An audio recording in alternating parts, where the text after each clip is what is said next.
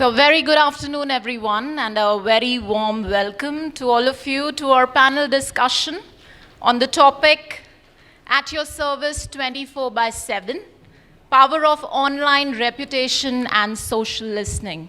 So, quite an impactful topic and quite an impactful panel of experts. They are experts in their fields, and I'm confident that with such an esteemed group of panelists and experts, the interactions will be quite insightful and interesting, and we'll try to make it very interactive, especially post-lunch, to wade away any drowsiness that you might have. So as your moderator, I'm honored to drive this conversation with over 2 decades of experience in the dynamic field of customer experience, digital transformation, demand generation, and business development.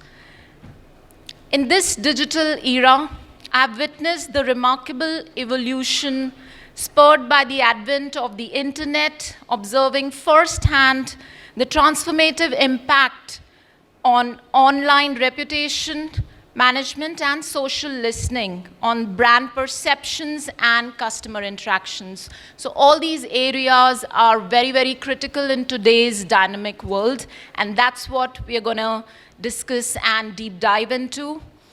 That where every tweet, every post, every review on internet holds the potential to influence consumer decisions. The importance of maintaining a sterling online reputation and active listening to customer feedback cannot be overruled. So as renowned entrepreneur and author Gary Vee, a lot of us must be following him on LinkedIn. I think he's a brand icon. He says that your brand is what other people say about you when you're not in the room.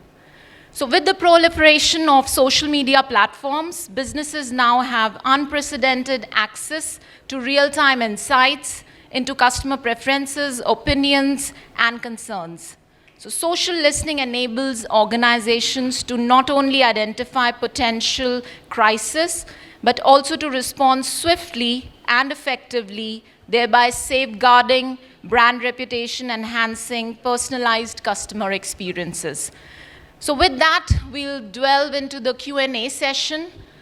To make it more interesting, we'll also have a rapid-fire round of questions with all 7 panelists. And must wait for that. It's going to be some witty questions I'm going to ask all of them. And then we'll open the floor for Q&A with all of you. So with that, I'm going to direct my first question to Chandan. And my question is, how does social listening contribute to effective crisis management, particularly in the context of enhancing personalized customer experiences? Thank you, Eva. Thank you, entire organizing team of this event who have given me the opportunity to elaborate myself on this topic.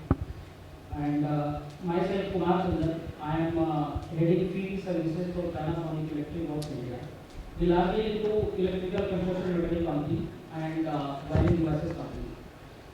So, coming back to your question, see, this social media revolution comes only, pop up only when, second phase of internet revolution was there in 2015 when Jio was coming. So, internet access is very easy across India, and social media platform users have been increased in India from 5% to 35% as of now.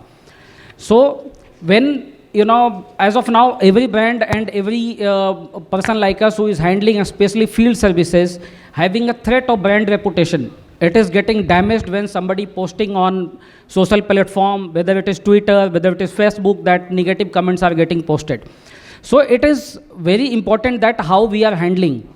So earlier, it was a reactive service. When you purchase the product and something has happened with the product, then you registered a complaint, then our people goes to a customer home. Some customer used to carry the product at service centers to repair it. That was called reactive service.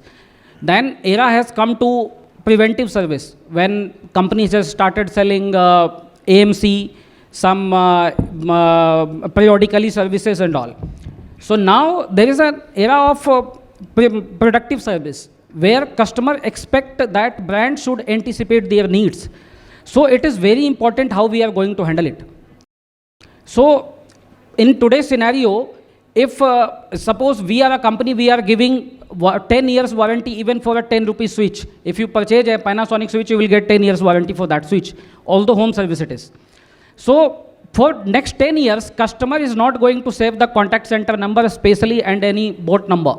So it is very easy. Customer will click a photographs posted on social media, social platform, and written the product fault category and user experience also.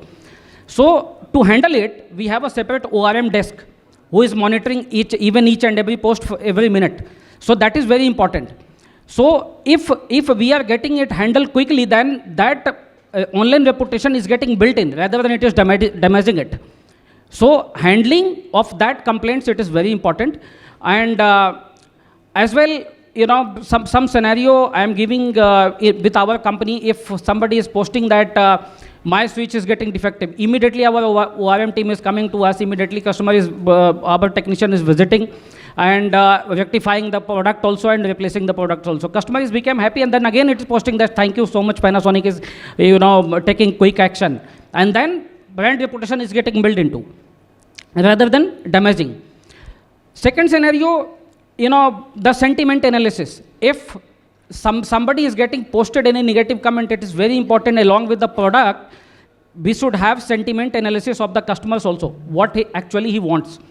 So sentiment analysis is very important for us, that our backend team used to do, our technical team used to do. Suppose sometime it is very important to analyze our products also, especially when products is in initial stage. Suppose we have launched a new product and it is getting first product of getting failed and somebody has posted on the Facebook. Our team has quickly come into the picture and rectified the first lot of product and taken back from the market. So it was early sign to take a corrective action onto that. So it is very important whenever you are managing the each and every post and according to your products you are getting managed, then it is helping brand building rather than damaging the brand reputation. Thank you. Some great points there, Chandan, about how things have evolved from, preventive actions to proactive actions in today's world, with service and complaint management being the key, along with very interesting sentiment analysis of the customer. So that gives a good segue to my next question to Ambrish. If you can explain the importance of monitoring and managing online reputation through social listening. Thank you, Vibha. Thank you, Chandan. You answered it precisely well. So now to answer you, taking the cue from what Chandan said, social listening is actually very, very imperative nowadays. We all are living in digital era. And social listening can actually make a brand, it can tarnish image of a brand, it can, if used properly and created right strategy, it helps you build the momentum for managing public perception. It also helps you improve on the negative sentiments which customer gives, the way he was telling. And it also helps you engage customers in a positive way.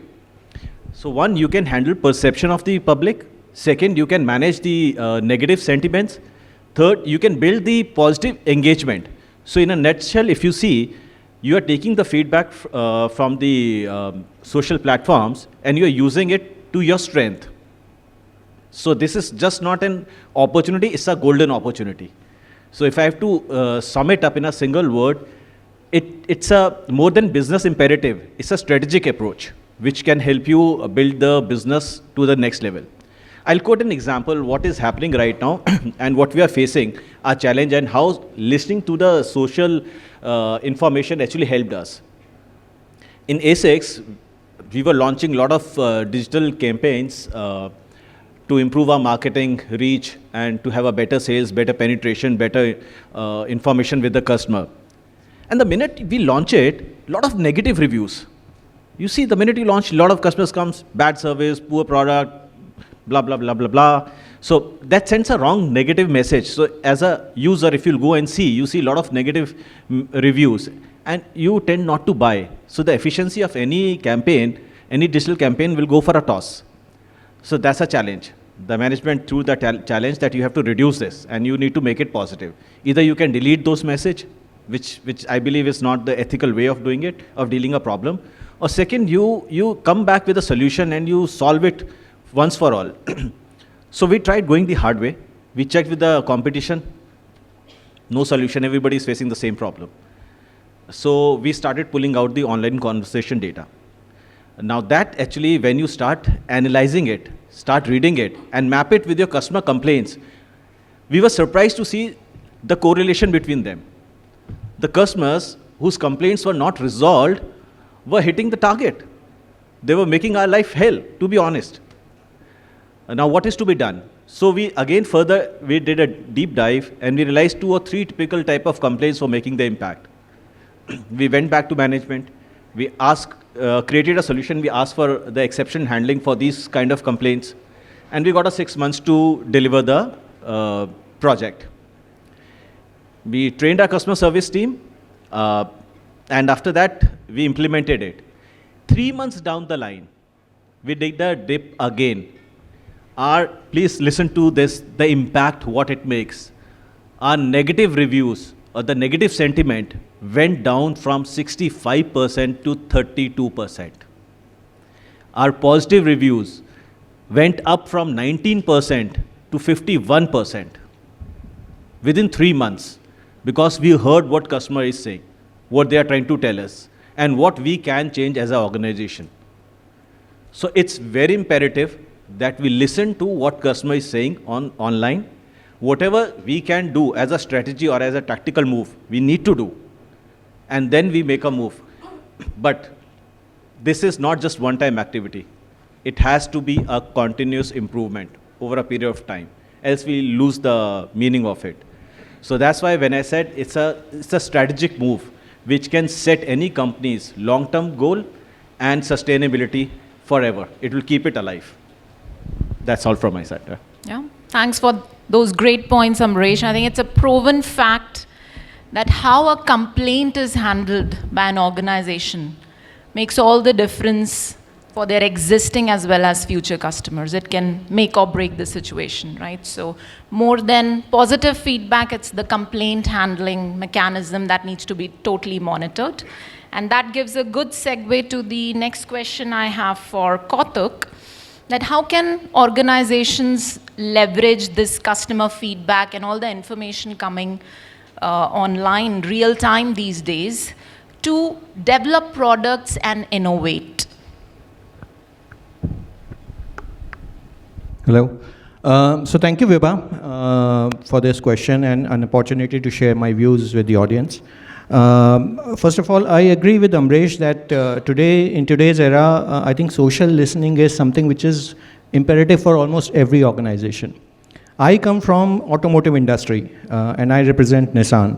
So in the automotive industry, I think social listening is something which is even more important, because this is a product where customers put in a lot of money, even their whole bit of savings in order to purchase the car.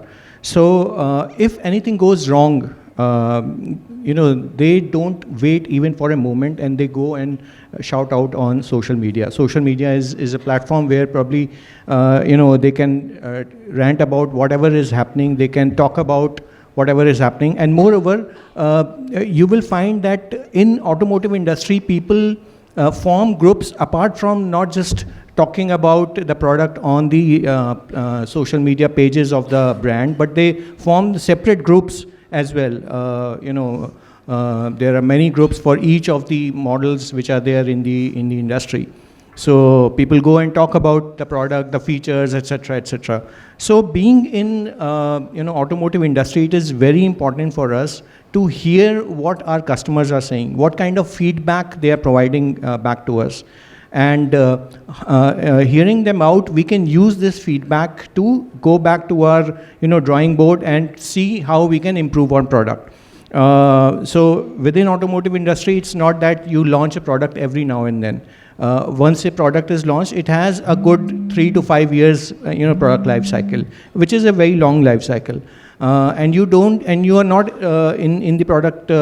You cannot come up with a new product or a facelift every now and then. So what happens in the automotive industry is that, especially what I have seen in my experience, that we capture the feedback from our customers.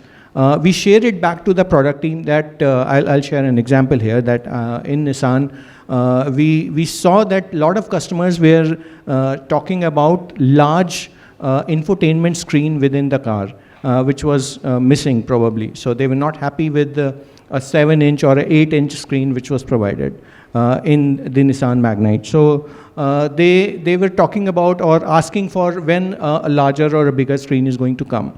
So of course, because the product life cycle is such that it takes a while before you launch a new product or a facelift. So there is another way that you take this feedback, you come up with a kind of a special version or special edition in midway and try and answer the request of the customers. So these are the things that we do in the industry. There was another example that people were giving very positive feedback to the black color that we launched in Magnite. We heard them and we launched a special black edition which is called Kuro edition, which has got more black elements even in the interiors as well. Both of these special variants for the larger screen which we launched, which was called Magnite Geza edition, and then later on for the color, the Magnite Kuro edition, they did exceptionally well. There was huge demand for these products.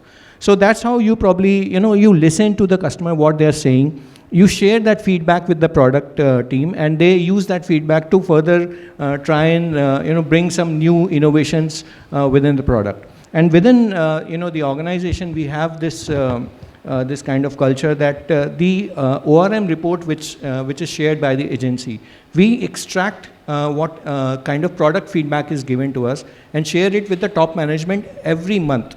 So this is something which is heard by even the management, so that they know what the customers are wanting. Of course, undoubtedly the best ways of developing a product to the utmost perfection comes from the users themselves, and it is very important to listen to them. So I'll give a quick example from my industry. I come from a pre-owned vehicles and equipment industry, and the price of the used vehicle is the key decision point for customers to buy. So we joined hands with Academia, we joined hands with IIT Delhi to build an AI tool where all the last 10-12 years of data of pre-owned vehicles which were sold by our organization was fed in, and it throws up the closest price of any vehicle if you put the make and model and the health of the vehicle. So this has been a revolution in the pre-owned industry which we are trying to monetize, and this feedback came from the users. So with that, I'll move to Sunny. And based on your experience, Sunny, how is social media communication streamlining interactions and improving the entire customer experience? Thanks, Vibha, and thanks Chandan, Ambrish and Kautak for putting the perspective right for social listening. So ORM and social listening as an activity depends a lot on the kind of customer segmentation also you have. When you speak of communication, a lot of organizations are nowadays, including Bata that I represent, are moving towards ensuring that we actually communicate the customer in his preferred mode of communication. For example, when you segment a customer, you would know whether probably you're dealing with a millennial or a Gen Z or probably a boomer generation guy, right? And accordingly, you would like to, interact with him in his preferred mode of communication. Social media offers instant gratification, instant repulsion. It's fast and furious. So communication comes with very instantly. You can actually utilize polls, surveys online to communicate with customers, and you make it very engaging with them. At the same time, you should not come across as an organization which is quickly labeled as insensitive, because social media also has a very big passerby effect. a simple, a normal guy just posting a photograph of, maybe even a morphed photograph of your organization, let's say doing a malpractice in labor laws, can actually, quickly go viral on media and, create a issue for you to handle. So it's important that how we actually manage and how we actually, answer people on social media. Social listening per se is done in two ways. So at Bata, what we do is we actually, while social listening on one hand is of course listening to your own customers, what are they saying, and that's effectively called ORM, online reputation management. Apart from that, there is a social listening which you do for the competition also. What are people saying about the competition? What do people buying similar shoes from Metro, Mochi, or let's say Nike, Adi, and Skechers are saying about the footwear industry? You try and capture the sentiment. What kind of campaigns are actually going great?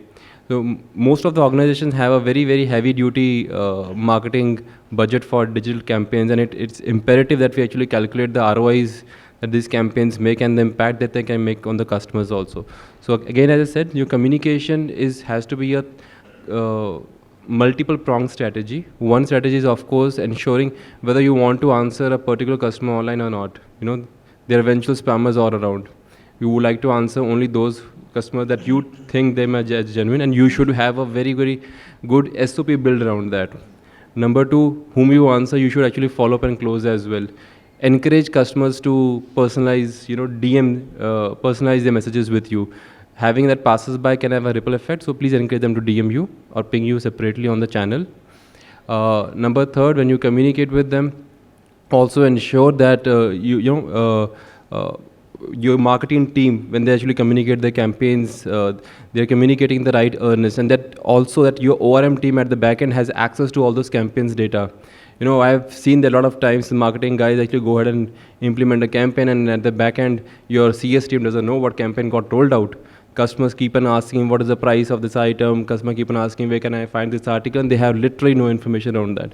So it's important to have a very coordinated effort between both the teams, and a lot of synchronizations also needs to be involved. I think that will be all about communicating in social media space. Yeah, thanks. So, Sunny, thanks. Great points there. The well-coordinated effort and the information sharing across the levels is the key. And what goes out, again, putting a point there that when an organization does a mistake, how they apologize and how they communicate that also builds trust for future.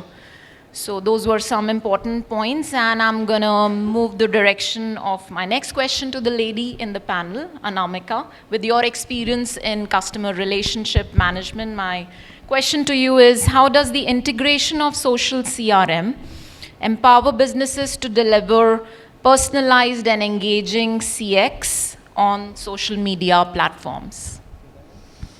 Good afternoon, everyone. Namaste. Thank you so much, Viva, for asking me that question. It's such a pleasure sharing the stage with you once again. Same here. Thank you. So, see, I represent BFSI, and we are into lending at Hero FinCorp, right? And I'm heading customer service for retail loans. So when I talk about retail, it's a small ticket size. It can be a two-wheeler loan, it can be a used car loan, or let's say a personal loan, which is not going into crores. So the target audience for us would be starting from some 70,000, and it can go up to, let's say, 5 lakh, 10 lakh, not more than that, because a used car, generally, the kind of audience that we have, it would be hovering around 10 to 15 lakhs, not more than that, right? Now, okay, a 10 to 15 lakh user would have some kind of intellect, but I don't expect the same kind of intellect coming from a 70 or 80,000 guy, who's a tier 3 or a tier 4 user for me. So while we say that social media is a boom or a blessing, it's also a bane. It kind of gives us instant gratification. I say some nasty things about the organization, and I think that I'm capable of demeaning the organization. And the moment I start doing that, I also have a huge kind of follower base who start, reciprocating in a similar manner. So organizations like us who are not into completely e-commerce business, we don't sell our products on a daily basis, but we have a huge repute in the market which gets damaged by anything which is coming negative on the social media platform, right? Now, when I talk about CRM and the integration of CRM with the social media tools, I'll give you a little background to what my unit was operating as. So I've been with Hero for last 2 years. And when I joined, social media unit was working as a silo unit. It wasn't integrated with the customer experience unit to start with, right? And the team members who were managing social media, they had very little understanding about how the complaints are received or what kind of complaints are received in the unit. And there was a lot of exchange of emails or conversations around that, okay, this customer has come from X complainant, and the same X complainant has written to me on social media thrice or 4 times, you know, so there was no sync between these two departments. The first thing which I did with my previous experience and succeeding in that was to amalgamate both these units. So I welcome social media as part of my customer experience because I think it's an intricate part of the unit and the most critical one, which often tends to get ignored by most of the organization. They think that social media, anything to do with that is primary job of the marketing team. They'll handle it, you know. They'll post all the good things about the organization. They'll manage the social media communication, and they generally tend to outsource these communication to a vendor who manage the entire conversation. But I tend to go against what was happening, and I actually got it into the unit. Now, what it did as a benefit was when I got it into the unit, it also meant that I have to get it integrated with the CRM that we were using it, you know. How it helped was now, whosoever is coming to me on social media, the social media team member is first going on to CRM, checking if this customer has already got any complaint registered with us or not, go into the background of the complaint, then look at what he is posting on social media and accordingly respond to him or her. Not only this, we've also started a practice of reaching back to the person who's giving us a rating of, let's say, less than 3. Or when we're doing this NPS survey, you know, we have those good comments, bad comments, detractors and passives and, you know, all. So we specifically go back to all the detractors, call them up and get a feedback. I understand that we are in this digital age and we have a lot of other avenues. We can send notification, we can send SMSs, we can send emails, and we can ask that, okay, you please click on this link and explain in an elaborative manner that what went wrong, apart from whatever you've written as part of your NPS comment. But I think a human touch over there is extremely important. Because somebody who's so frustrated, who's coming to social media and not even contacting you directly, is extremely frustrated and wants an instant response. In that scenario, if I have to wait for some kind of response to be given through a link, I think he'll not be even bothered. If I'm frustrated with any of the banks or any of the service provider, and on top of that I get a link to click and explain in an elaborative manner, I think I'll shout rather than responding to that. I'm just talking about how a customer behaves. I'm also customer to so many service providers, and this is what the sentiment would come to my mind at that point of time. So we've started this practice of reaching back to the customer to understand what went wrong. Apart from capturing all these feedbacks and going back to CRM, having this integration between all the platforms, it is extremely important to understand. We've talked about customer sentiment. How do we understand the customer sentiment? Not only through bots or AI or through tools.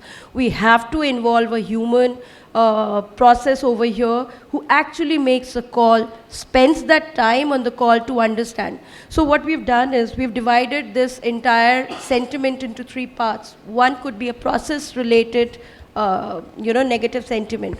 Another could be a policy-related negative sentiment. The third could be a behavioral-related negative sentiment. So somebody did not behave in the appropriate manner, because of which I got a very negative feedback on the social media platform.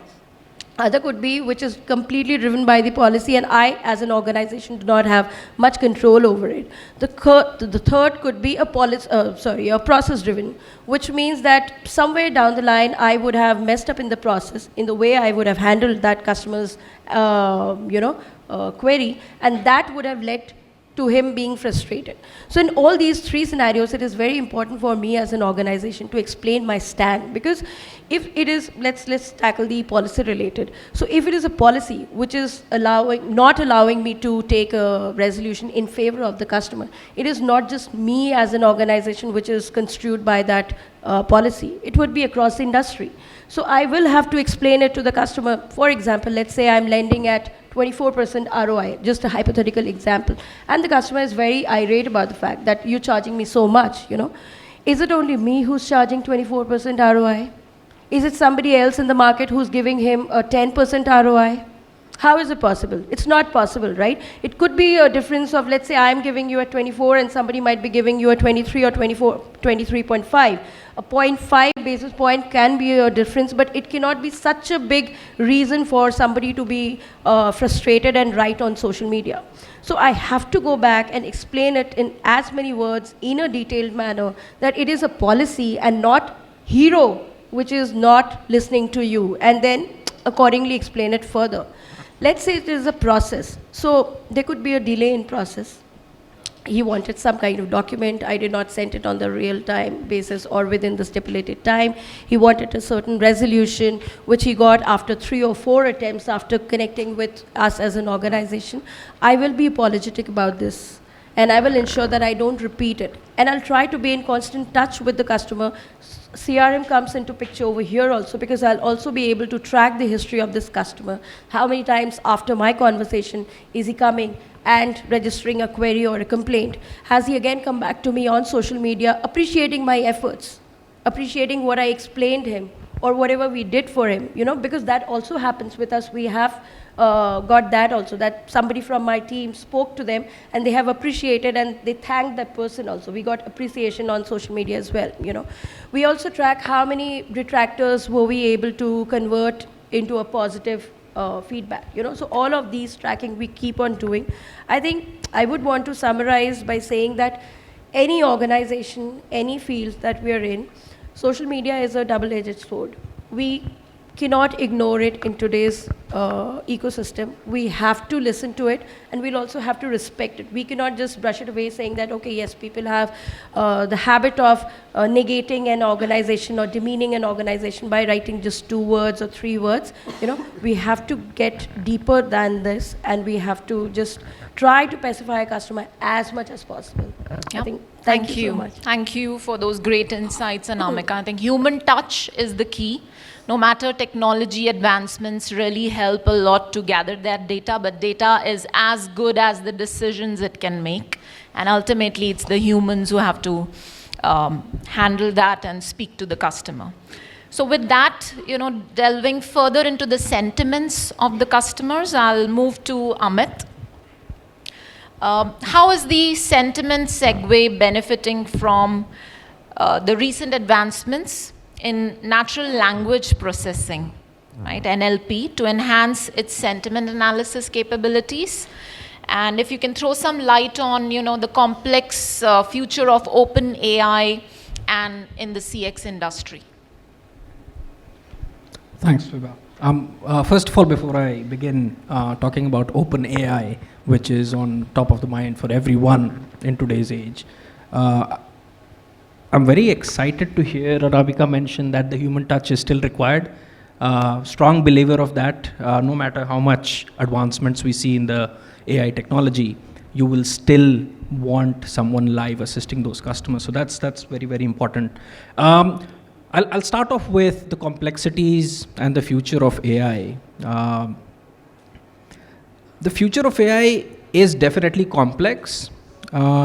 But it's very promising if I look at it from a customer experience point of view. The advancements that we are seeing on a daily basis, and the advancements that we'll see in the next few days at the NVIDIA Developer Conference that's going to happen, will necessarily change the way our organizations look at customer experience. Today, AI actually helps you set up automated chatbots, automated emailers, and can help you provide customized solutions for your customers, personalized recommendations. And a deadly combination is integrating AI with the social listening insights that you have, which will basically help you provide very, very personalized services to the customers that actually get in touch with you. So that's one part of the story. The other part is, one of the use cases is using of AI wherever there is a visual inspection required. So we get a lot of claims around product breakage, and that's I think across industries where there is a tangible product that's involved. What we have noticed is, or what we saw was, the warranty approvals were getting done or getting approved or denied by humans who necessarily did not make the right decision every time, or took too much time to either approve or deny a claim, which impacts your customer experience. And speed of answer is one of the things CX industry has always strived for, and that not only led to dissatisfaction but also your repeat orders, because while that decision is being made, the customer is actually waiting at your store, or has to, basically a delay will cause him or her to go back to the home, come next day and place a replacement order. What we could look at is, for these visual inspections, we could actually deploy AI models who can give you an answer immediately, thus reducing the wait time, enhancing your customer experience, and also making sure that your revenues are not lost on that particular CX interaction. So that's on the positive side. From a complexity point of view, I think AI still is a technology wherein the cost of deployment might not necessarily give you the ROI that you're looking for currently. A visual inspection tool might become more expensive if you look at cost of deployment, maintenance, and all the costs associated with that. So one of the things that OpenAI needs to ensure is it becomes more accessible, and that's when more organizations will start utilizing these advancements to cater to our customers. Another very, very critical part of usage of OpenAI would be your AI biases, and we have seen some recent examples of that, and that could basically make or break your brand. So OpenAI also needs to ensure that in future we have a very robust training model wherein those AI models are constantly trained to ensure it's up to date, and we make sure that there are no biases when it comes to CX interactions. Same goes for user data. How are your AI models utilizing data? Where are they storing it? How is it being utilized? Who has the visibility to that data, and how is it being used? So overall, OpenAI in the future, like I said, comes with its own complexities. But in a few years, it's not going to be a choice, but it will be a strategic imperative to ensure that you understand your customer, first of all, by integrating it with your social listening tools, and also to provide personalized customer experiences to your customers. So that's about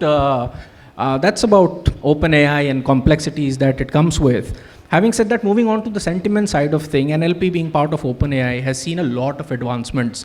I remember NLP when, specific to sentiment analysis, when it could only generate sentiments on 3 lines, which is negative, positive, and neutral.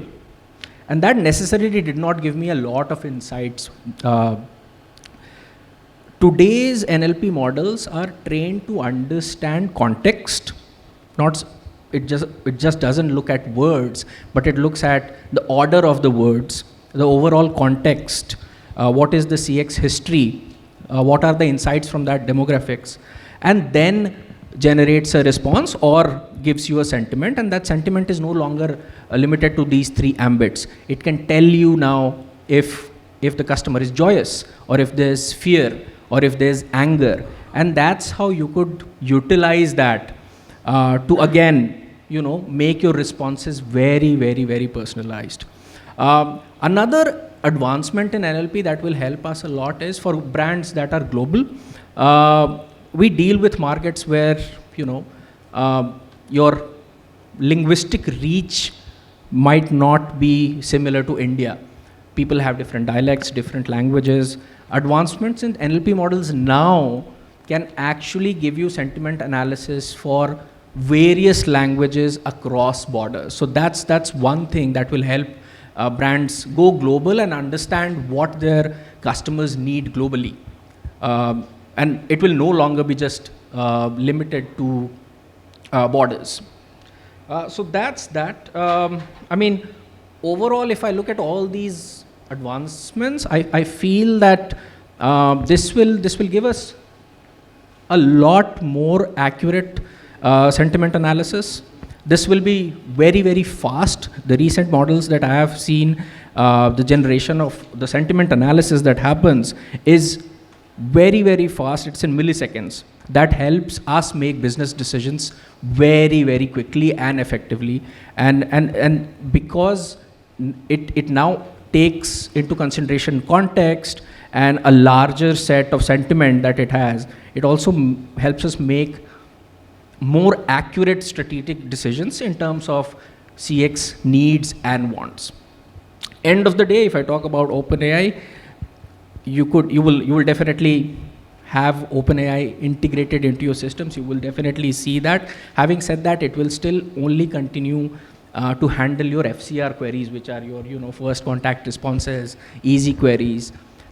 When it comes to empathy, complex queries, very, very nuanced queries, you will still have human agents. You will still require human agents who can cater to those emotions. Because end of the day, no matter how much technology you have, you cannot replace a human agent entirely. So that's my 2 cents on it. Thanks, Vibha. Thank you, Amit, for those insights. Yes, I Sunny, just you have want a to add 2 point. cents Sure. on this also. So just Sure. to add what Amit just mentioned. Anyone here from Tata's? No.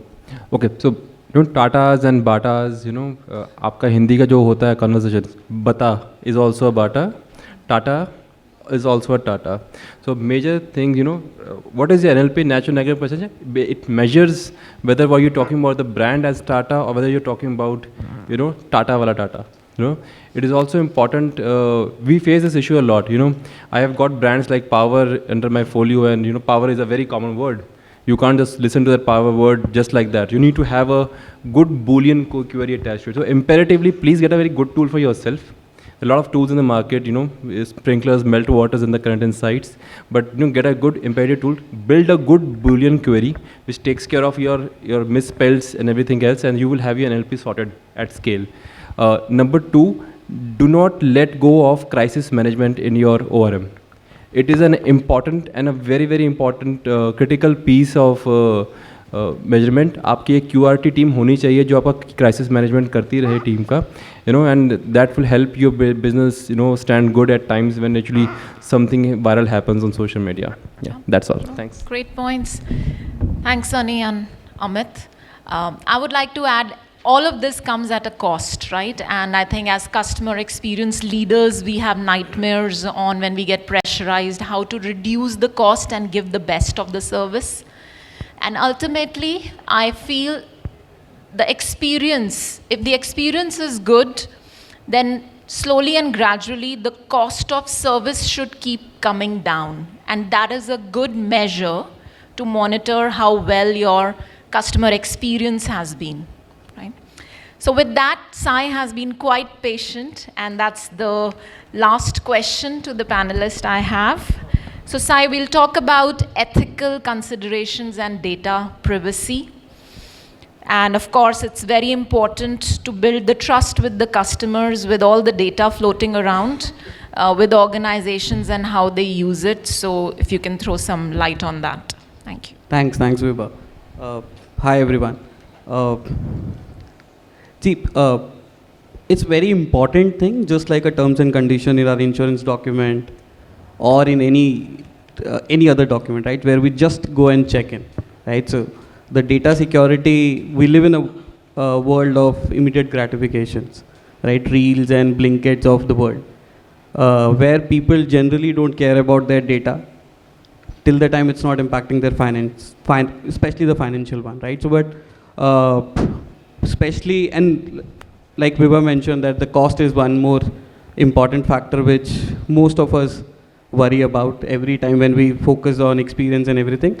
So whenever we're building a company, we generally ignore this piece, and even consumers also generally ignore this as a terms and condition, right? But data is very important, right? And like with OpenAI things of the world and everything coming in next 10, 20 years, data will become a petroleum product for everyone, and that's how things will happen. In my opinion, and with building UC from last 9 years, one thing I've learned is do what is right for consumers, right? So when you will do something what is right for consumers, you will be honest. So I think to solve this problem, it's not an easy solution. There are no easy solution to solve this data sanity or data breach or everything. Three folds, I think. The first one is be honest. If you're a product company or any company, be honest to consumer that why are you collecting this data and what is the use of this data, and don't collect more than what is required. So that's first thing, I think. Second thing which I feel what is right for consumer is the consent. Take the proper consent, right? If you're not taking right consent, will become Instagram. If I talk about that I'm traveling to Kenya tomorrow evening, I will end up getting all the ads of all the airlines which will help me travel to Kenya. And then third, I think we should invest in our security. Generally, people don't invest in security where we keep data secure for everyone, our consumers and everything. And the third part is you as a company will try to keep the data secure, but with all the AI tools and everything coming in, you don't know how they will control that data. So I think these are the three things we should maintain before thinking about the data security and everything. Great, thank you, Sai. And with that, I think I'm going to ask some rapid fire questions to make it a little more interesting for all of you. And that will also summarize the points we have already discussed. So I will randomly maybe ask first Sunny. If you could describe social listening in one word, what would that be? Eavesdropping. Okay, eavesdropping. All right. Listening to your neighbors. Yeah. Cool, interesting. Yeah, it is. So Anamika, to you, if social media were a superhero, what would its catchphrase be? Like a Spider-Man, who's always present among the people, like a very docile and a naive person. But when he feels that there is an urgency, immediately disguises himself as Spider-Man and goes for the rescue. So social media is always there, listening to us, whatever our needs are. Whenever we need it, to the best of our ability and capability, it's there to help us out in the best possible manner. Okay, nice. So Sai, to you, what's the most outrageous customer complaint you've encountered on social media? The kind of business we are in, most of my complaints are outrageous only. The only best part is, in most of my complaints, PMO gets tagged. So. Okay. So Kautuk, to you, if social media were a desert, what would it taste like? Maybe salted caramel. You just can't have one, but still, it's a little salty. So. Yeah. Nice. I think we all like that, though. Okay. To Amresh, if you had to describe social listening using an animal sound, what would it be? And you can act also if you want. Oh. Okay. So it's the wolf. Both customers and companies, they howl, they pounce on the social listening. So it has to be the Quite wolf. close. Okay. Thank you for being a sport on that. Last but not the least, Amit, if you could sum up the future of online reputation management in one word, what would that be? Evolving. Of course. So evolution is constant and continuous. So great. So with that, we open the floor to questions from audience, if any. Sure. Can we pass on the mic to the lady?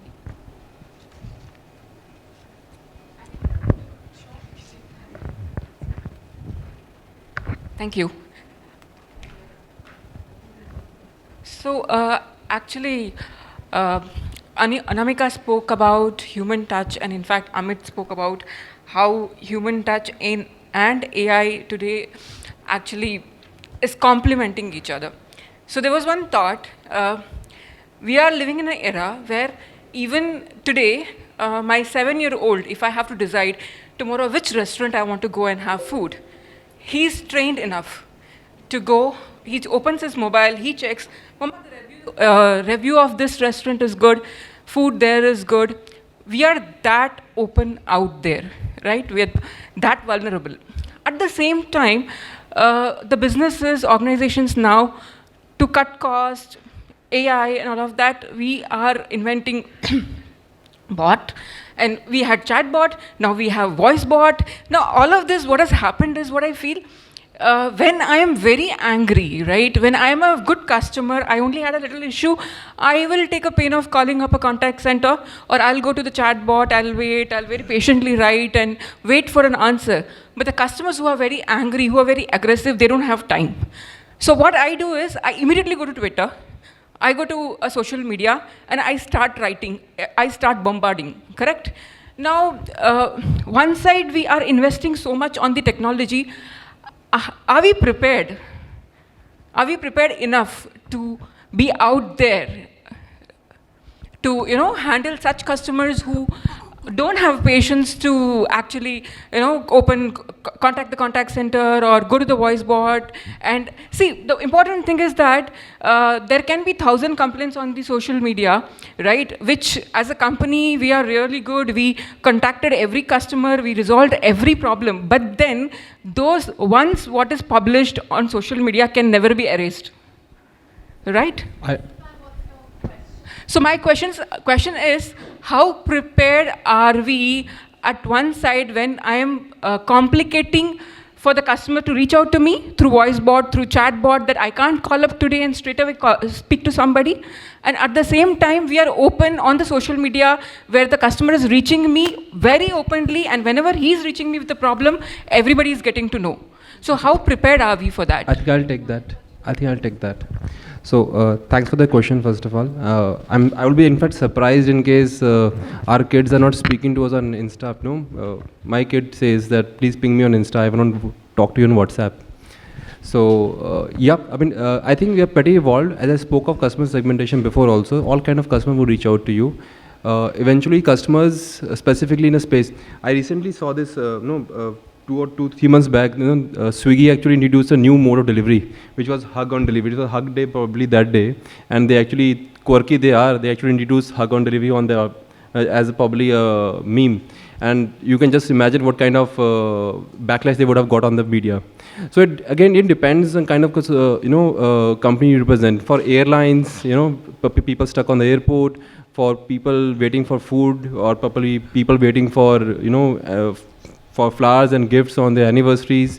So it's imperative to have a very, very important crisis management team to handle those people directly escalating. Yes, people are prone to escalate on Twitter because they think that the response would be a little faster. So in case you have a good system which is synchronized well, stitched up well, and they can answer the people's customers' query quickly and the way they want it to be, I think they won't escalate that often on social media. Surely there will be people around, but I think your systems need to be stitched up. So I've seen people's systems not very stitched up at times. Aapka store kuch aur bol raha hota hai, and then your customer service is telling something else, and then there are people on social media taking exception management, giving out of policy approvals also. So all of these to be stitched up, so people get a synchronized uniform experience. उनको पता होगा कि मैं यहाँ पर जाऊँगा मुझे मिल जाएगा. I don't need to actually vent out my ire on Twitter and Insta like that. Yeah, thanks. Thank you. Uh, Thanks for the I just question. want to add a couple of Go things. ahead. So I think in next 10-15 years, only those companies will actually survive who are actually prepared to handle consumers even when they are angry, right? And they are doing what is right for them. go back 10, 15 years back, you will not remember top 10 companies are who are listed in stock market or from a market cap perspective, all those are the companies who are actually solved the consumer's problem. So in next 10, 15 years also, if any company who is solving consumers' problem, people will remember them. Rest will fade out very soon. From that, and it's not a one-stop solution, or it can't solve. We won't be able to solve this problem overnight. It will take decades to build that. I think we all live in immediate gratification. As a consumer, what I've done, what a company has done for me yesterday has become a new normal to me, right? If they're responding me in 5 seconds, it has become a new norm for me, right? So next time I expect them to respond in less than 1 second, right? So we have to do what is right for consumers. For example, if there is a car company, so yeah, that's it. I think Thank Vibha, you. I'll try Yeah. to answer. Yeah, we have ran out of time, but I know, very I know. quickly a minute. So, Yeah. ma'am, to your question, very direct answer. Organizations who are restricting the customers to reach out to them by designing the IVR tree or processes, they'll fail deliberately. I can vouch for it. But organizations who are trying to balance it out between technology and human processes, they are prepared to take this challenge that anything which goes wrong on social media or through these technical bots or the processes, we are ready, we are there out for the customers. So I can take pride in saying that while we as an organization are going full throttle in digitizing our processes, and we have deployed a lot of technology in the last 2 years, at the same time, we have a full-fledged human team which is taking care of the social media, which is taking care of the escalations, which is also taking care of all the walk-ins that we get in our branch offices pan-India. We have lots and lots of appreciation emails which comes from the branch walk-in customers who actually, if you look at it from that perspective, a person who's walking into the branch is the most irate customer in the world, because he's not just going on social media and writing whatever he wants.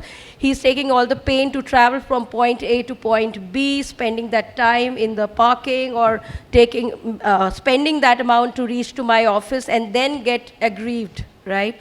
So I have few people that I've deployed across the branches pan-India who are doing their job at a human level. Over there, there is no bot except for the fact that they just have the CRM to look at the information, right? So to answer you, are we ready? Yes, we are ready as an organization, but to all those organizations who take pride in saying that we are automating our processes by not allowing the customers. So I have a couple of banks, I don't want to name them, but I find it a very hard time reaching out to their customer service, and I have closed my accounts with them because of this. You know, I have an option to go out to the social media platform and write to them, but I don't want to do. I mean, somebody who is just closing the door on my face, why will I even want to go to that person? So it's as simple as that. It is all psychology. If somebody understands that, technology is there and will be there, but I think in the years to come, human intervention and human processes will be chargeable and at a premium cost, just like petroleum. I think Sai mentioned it, right? So it will be extremely premium to talk to a human voice. And why? Because human intervention cannot be replicated. It is sentiment, it is emotion, it is a human touch, which any human would want. And you cannot replicate with any of the bot. I need medicines, I go to a doctor, he or she prescribes me, I get the medicines. But the human touch that I get from my family, my peers, my office people who are saying that don't worry, take the medicines and you'll be fine. That is epic. That cannot be replaced by a doctor saying that please take this, or me taking the medicines. I think I've said it all. Yes, you have, and we have totally ran out of time, but that was a great question. And to summarize, if any organization is not ready, they should not go out there unless they are ready. That is, in summary, because that's all will get thrown at them, and there is no control on it because the customer is so aware now, including children, right? So thank you. I think we don't have time now to take any more questions from the audience. And to conclude, I made quick notes which we can take away after this session when we go out that door. So as we move forward, let's continue to remain committed as CX leaders to foster genuine connections with our customers, ethical practices, as the panelists mentioned, and continuous improvement in our digital engagement efforts. I think that's the way forward. So thank you to our panelists and the audience for your valuable contributions and patience to this enlightening conversation. So thank you. A big round of applause for all the panelists.